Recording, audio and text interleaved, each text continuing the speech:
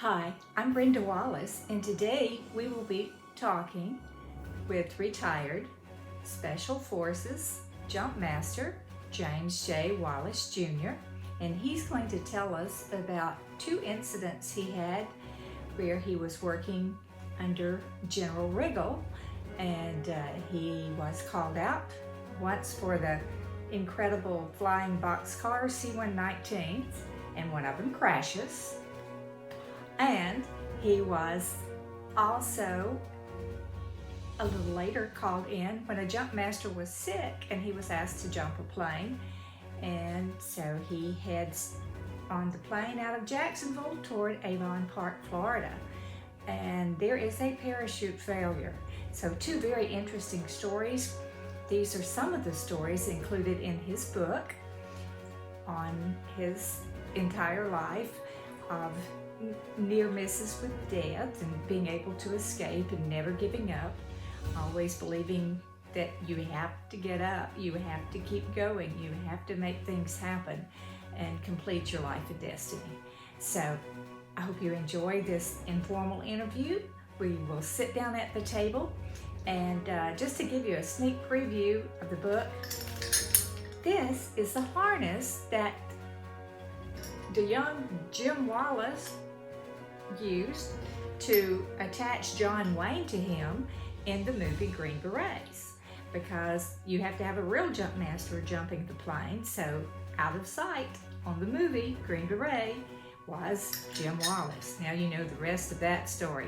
He greatly admires John Wayne. It was an honor to work with him, and they definitely wanted to keep him safe. He was an American icon in the film industry. And I hope you enjoy this story today from the now retired Lieutenant Colonel James J. Wallace. Thank you. Jim, if you will, tell me the story about General Riggle. Oh, okay. Well, I guess really got to know him from afar, I should say, through his son, who was on my A team. His name was Charlie Riggle, who was a medic. Oh. And he did a good job. He was a good fellow. A team composed of 12 men. But looking back at the story with General Riggle was one summer we were taking the troops to Gulfport, Mississippi to train and work with A teams that were going to be deployed in Camp Shelby, Mississippi. So we had two C-119 Flying Boxcars come in to take our troops. And my commander, Colonel Norman Gray, wanted to flip a coin to see which plane was going to be his plane and which one would be mine. We were kind of cutting up and just enjoying life. And he flipped the coin, and he picked his plane, and he went and got on board his plane, got his people on there, and I got my people on my plane. Okay. Now the problem that we had was when they tried to crank the engines of the pilot, our plane wouldn't start. Now it takes like a big shotgun shell that they put inside the plane. There's a compartment there where they put it in, and it actually fires just like a shotgun shell. Okay. But that combustion helps the engines turn over. All right. Well. And that was the boxcar you called it back then? C-119 Boxcars. C-119 Boxcars. They're the unbelievable flying machine. Okay. Okay. So they put it in there, and it didn't work. It fired off, the shell worked, but the plane wouldn't crank. So he looked in the box, and that was the only one in there. So he got on the radio and sent the control tower at NES that he needed another one of them. Okay. And if possible, two of them. Right. Well, in the meantime, the other C-119 says, well, just go on. And I said, yeah, I told Norman, we were on the radio together. Right. Yeah, go ahead, sir. We'll get there. Right. And so his took off. Well, in just a little bit, Jeep came up and they had 2 of those for us, shells to start our engines. Okay. And then another Jeep come flying up to the plane and said, the other plane has gone down and crashed. Oh, And all men on board. It crashed in Whitehorse, Florida, which is a little community just out of NAS. Oh my gosh. And it was a shocker. So all of a sudden, newspaper people were there. Everybody was hollering. And the colonel on duty, I should say, not Navy, is a captain on duty, referred everything to me. And by that time, telephone rang up at the control tower at NAS, and then they brought a phone, tactical phone, to me in a Jeep, and they said it was General Riggle calling. And General Riggle says, Lieutenant, I think I was a lieutenant or a captain back then.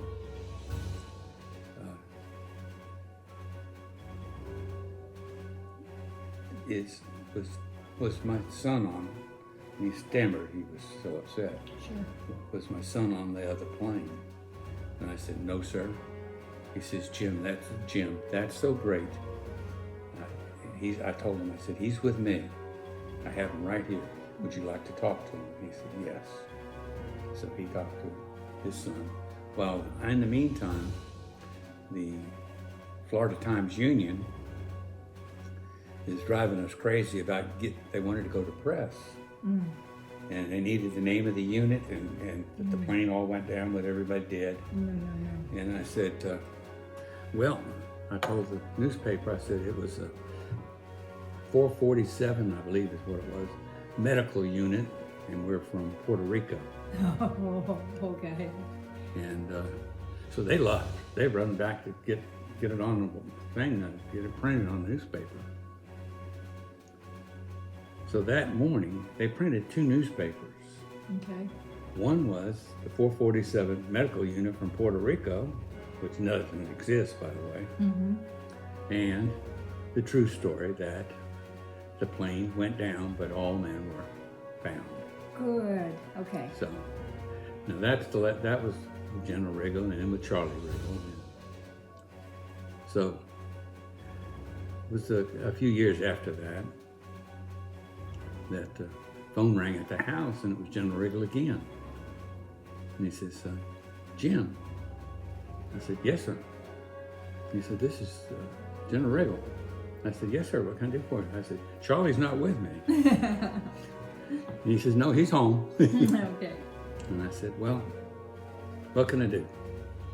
He says, General Wolf called me, and he's all upset. He said his jump master that he uses on his 11th Special Forces has come down with the flu, and he can't jump master the plane. And it's just a small unit, but just one C-123 filled. And I said, well, that's about 24. And I said, yeah, I can handle that. He said, would you go jump master them? And I said, certainly I will. I said, how do I make a connection? He said, tomorrow morning, meet them at NAS Jacks at the airport, and they'll come down, land, and pick you up. Yeah. And I said, that'd be fine. I said, now where are we going? He says, Avon Park. And I said, okay. Now how do I get back? He said, there'll be a HE-1D helicopter there. We're sending them. Okay. And you'll be there. He said, no reason for you to take the helicopter down here because you still got to get on the plane. Right. So I said, okay, no problem. So I boarded the plane when it came in that morning, and we took off for Avon Park. Now, at the time, I've walked down to the side, inside the plane to the troops and told them who I was, and I'd be their jump master. So as we were flying along, we get the first IP, which is an initial point, and then RP, our release point. We're talking, and I've given the jump commands. But before I started on my jump commands, I noticed a little bit of configuration of people talking in the back and one of the sticks. There are 4 sticks on the C-123, okay? So I stopped my jump commands, walked back there to the person talking, stood him up, spun him around, pulled some of his canopy out of his parachute bag, looked at it, and then stuffed it back in there correctly. And I said, when you get on the ground, you tell the rigger, as soon as you can, that chute is dry rotted. And if you open your mouth one more time while I'm giving jump commands, I'll put you out first. So he sat down, he was scared to death, turned white in the face. So we get ready to see the inverted L, and I've got him in the door. And it really wasn't dry rotted. He just ticked you off not listening, right?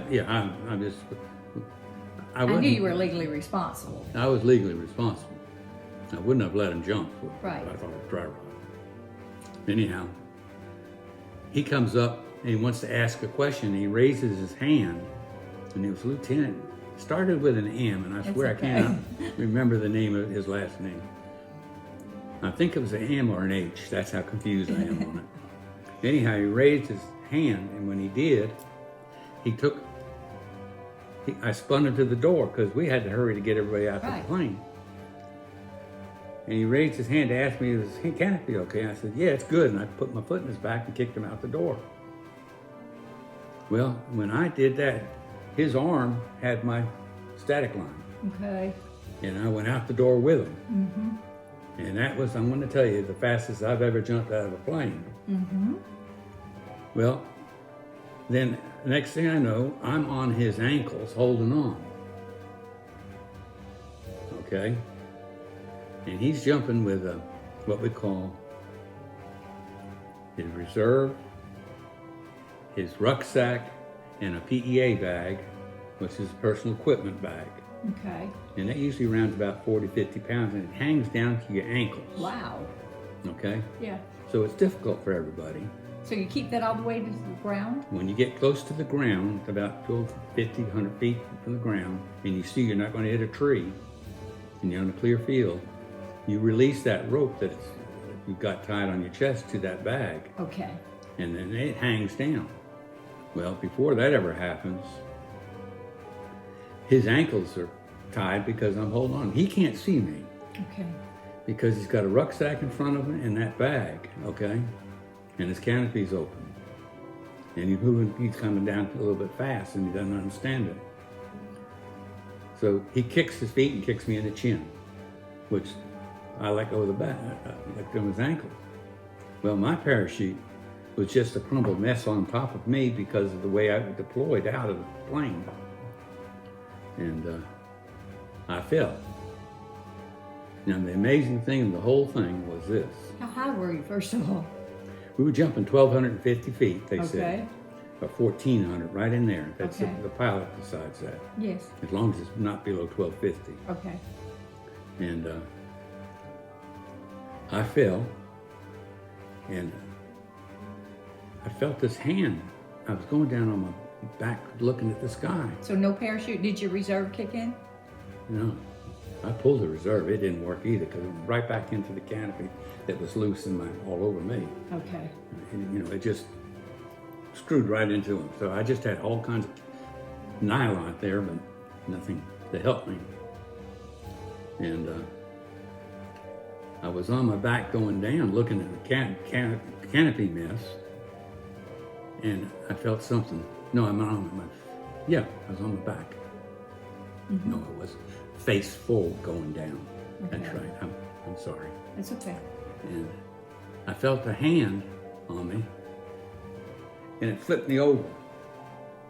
Now, you can talk about being a Christian or not, but I firmly believe that God or his angels flipped me over, because after I flipped over, I crashed through a worm-eaten oak tree through my back, but the parachute bag and all of this was in my back, and it protected me from getting a limb stuck through my back. Okay. So I went down, and the tree just was exploding around me, and I landed in a fire lane. Okay. Pardon me. That was fresh cut that morning, by the way. Okay. By the forestry, right next to the tree, and I landed in the side of that. Well, I laid there for a minute thinking, I'm dead. Yeah. And then I said, no. So I moved my fingers, and my fingers moved, and I kind of scrunched my toes up and down. I realized that was working. You're not paralyzed. I'm not paralyzed. I'm okay. And here comes a Jeep out there, and these two guys get out, the two medics, and they've got a parachute, not parachute bag, they've got Probably a body bag at that point. a black body bag. And they bring the body bag out, and they lay it down next to me, and unzipped it. And I'm watching them, I'm just saying nothing. I'm still in a little bit of shock, to be honest with you. Sure. And so they debating about how to pick me up in case I will come apart in pieces. Yeah. And they bent over me, and when I said, get the hell out of here, Oh. it scared them half to death. And so I got up, took my reserve in my main and pushed it in my parachute bag. It was a jumbled mess of limbs and everything. And started walking toward the truck that we were turning to shoot. And so when you think about it, here General Riggle had asked me to do this. Right. And I did it because I wanted to. Right.